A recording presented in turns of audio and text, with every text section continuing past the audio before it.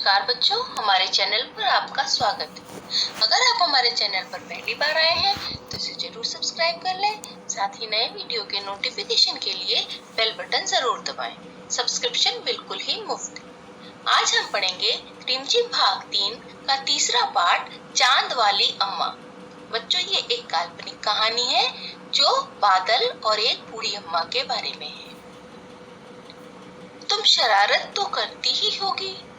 कौन कौन सी शरारत करती हो? इन चीजों का इस्तेमाल तुम कोई शरारत करने के लिए कैसे करोगी? अब यहाँ जितने भी प्रश्न पूछे गए हैं किसी लड़की को ध्यान में रखकर पूछे गए हैं, लेकिन अगर लड़का है तो होगी की जगह होगा हो जाएगा, करती हो की जगह करते हो जाएगा, और कैसे करोगी की जगह कैसे करोगे हो जाएगा। तो कौन कौन सी चीजों के बारे में पूछा गया है? झाड़ू, पंख, कागज, गुब्बारा। वैसे तो बच्चे हर चीज को लेकर शरारत कर लेते हैं, लेकिन आप अगर इन चीजों को लेकर शरारत करोगे तो कौन कौन सी शरारत करोगे, ये आप अपने आसपास अपने टीचर, अपने मम्मी पापा को जरूर बताइएगा। तो कहानी शुरू करते हैं। बहुत समय पहले की बात है।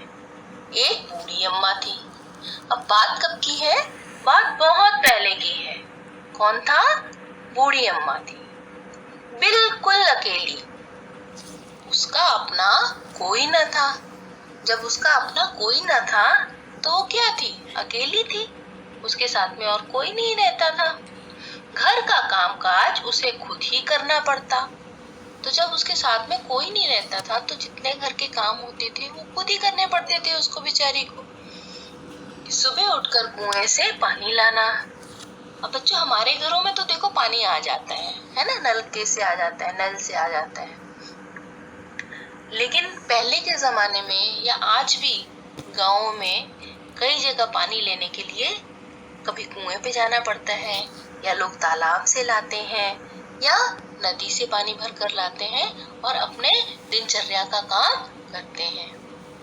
और खाना बनाना, खाने बनाने के अलावा और भी कई काम होते हैं घर में, जो सारे काम वो बूढ़ी अम्मा खुद ही करती थी। उसके साथ एक परेशानी थी।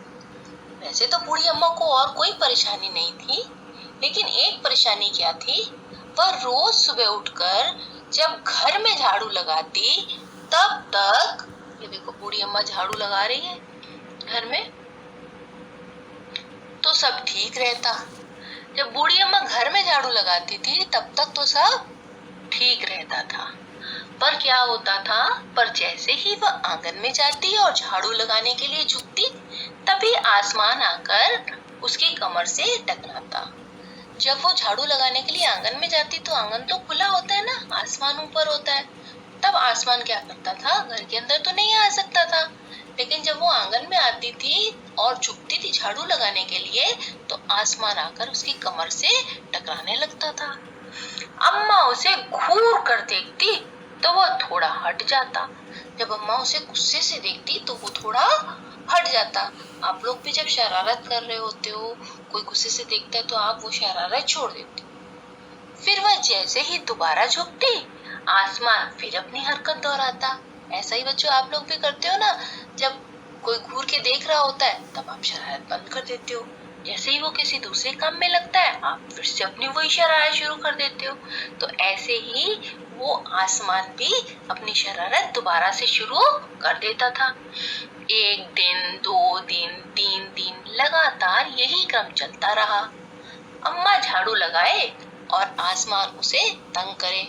अब ये 1-2 दिन की बात नहीं थी, ये रोज का काम था। हर रोज यही होता था, यही क्रम चलता था कि जब भी अम्मा झाड़ू लगाती थी आसमान उसे बहुत तंग करने लग जाता था। एक दिन कुएं पर पानी भरने को लेकर अम्मा का किसी और से झगड़ा हो गया। अब एक दिन अम्मा कुएं पर पानी भरने गई तो वहां पे कुछ और लोग भी होंगे, तो उनसे उनका झगड़ा हो गया। कई बार झगड़ा हो जाता है, हो सकता है ये हुआ हो कि पहले मैं आई थी या पहले मैं पानी भरूं, या कोई और झगड़ा उनका हो गया। अम्मा जरा गुस्से में थी। वह झाड़ू उठाकर आंगन में गई और जैसे ही झुकी, आसमान ने अपनी आदत के अनुसार उसे फिर छेड़ा। अब अम्मा पानी लेने गई थी, गुस्से में तो थी। जब झाड़ू लगाने लगी तो आसमान में फिर आकर छेड़ दिया। तो अम्मा को तो गुस्सा आया हुआ था। फिर क्या हुआ? अम्मा ने आओ देखा ना ताब कसकर एक झाड़ू आसमान को दे मारी। अब अम्मा को गुस्सा तो आया हुआ था, उन्होंने कुछ सोच विचार नहीं किया, कुछ भी सोचा समझा नहीं। आओ देखा ना ताब बिना सोच विचार किए उन्होंने एक झाड़ू आसमान को दे मारा। अब क्या था, आसमान झट हट गया। आसमान को ये लगता नहीं था कि अम्मा ऐसा भी कर सकती है, क्योंकि रोज तो अम्मा उसको घूर कर देखती थी। अब एकदम से जब झाड़ू पड़ा तो आसमान थोड़ा सा हट गया, पर वह भी अपनी आदत से मजबूर था। दूसरी बार फिर अम्मा के झुकते ही टक्कर मारने लगा। अब उसको आदत थी, दोबारा जब अम्मा झुकती थी तो फिर वो टक्कर मारता था। लेकिन फिर क्या हुआ, अम्मा ने फिर पूरी ताकत से उस पर वार किया। अम्मा गुस्से में तो थी, एक बार झाड़ू मारा तो आसमान हट गया। दूसरी बार फिर उन्होंने गुस्से में जोर से झाड़ू मारा। आसमान को शरारत सूझी, इस बार उसने झाड़ू पकड़ ली। अब आसमान के साथ ये पहली बार हो रहा था, तो उसे फिर से एक नई शरारत सूझी। उसने क्या किया, झाड़ू ही पकड़ ली। उधर अम्मा भी झाड़ू पकड़े थी, अम्मा ने भी झाड़ू नहीं छोड़ा था। रस्साकशी शुरू हो गई। रस्साकशी शुरू हो गई मतलब अम्मा अपनी तरफ खींचती और आसमान अपनी तरफ खींचता। दोनों अपनी अपनी तरफ झाड़ू को खींच रहे थे। झाड़ू का ऊपर वाला हिस्सा आसमान पकड़े हुए था, तो नीचे वाला अम्मा। अब दोनों छोड़ने को तैयार नहीं थे। दोनों ने एक एक हिस्सा पकड़ रखा था। ऊपर वाला आसमान ने पकड़ रखा था और नीचे वाला अम्मा ने, लेकिन दोनों ही उस झाड़ू को छोड़ नहीं रहे थे। अम्मा चिल्लाई, छोड़ मेरा झाड़ू, मेरे पास एक यही झाड़ू है। अब अम्मा को गुस्सा तो आया हुआ था। अम्मा ने बादल को बोला, छोड़ मेरा झाड़ू। तब भी आसमान ने नहीं छोड़ा। बूढ़ी अम्मा कब तक रस्साकशी करती, थक गई। अब अम्मा बेचारी बूढ़ी थी, कब तक खींचातानी करती, वो थक गई।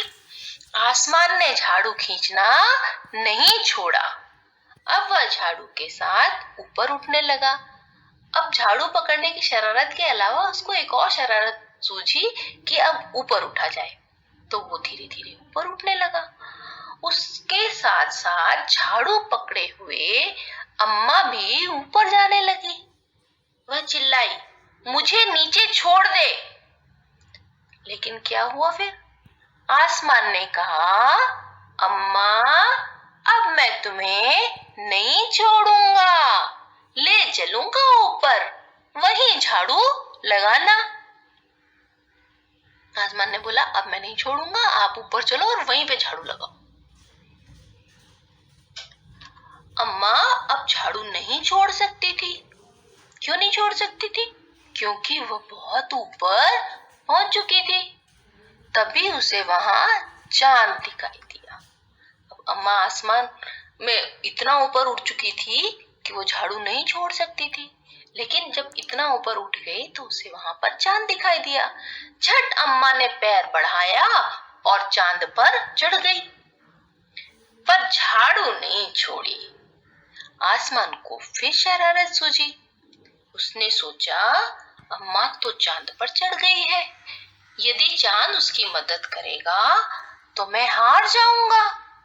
अब आसमान को ये शरारत सूझी कि अगर चांद ने मदद कर दी, मैं हार गया, फिर इसे यहीं रहने दूं। अब उसने सोचा, इसको यहीं छोड़ते हैं और चलते हैं। ये ऐसा सोचकर उसने झाड़ू छोड़ दिया। अम्मा झाड़ू सहित चांद पर रह गई। वह इतनी थक गई थी कि झाड़ू पकड़े पकड़े ही चांद पर बैठ गई। अम्मा को ये हो गया कि चलो आसमान ने झाड़ू तो छोड़ दिया, लेकिन वो इतना थक गई थी रस्साकशी करते करते और ऊपर उठते उठते कि वो वहीं पर अपना झाड़ू पकड़ के बैठ गई। आसमान ऊपर चला गया। उस दिन से आज तक बूढ़ी अम्मा झाड़ू पकड़े चांद पर बैठी है। बच्चों, ये काल्पनिक कहानी है जो कि बता रही है कि बूढ़ी अम्मा चांद पर बैठी हुई है आज भी, है ना। तो ऐसी ही काल्पनिक कहानियां बच्चों को बहुत पसंद आती हैं, तो इसीलिए ये कहानी भी बनाई गई है। लेकिन आप ये ध्यान रखिए कि वास्तव में कोई अम्मा चांद पर नहीं है। धन्यवाद बच्चों, आशा करते हैं आपको ये वीडियो पसंद आया होगा। लाइक, शेयर और कमेंट करते रहिए। साथ ही चैनल को सब्सक्राइब करना ना भूलें। नमस्कार।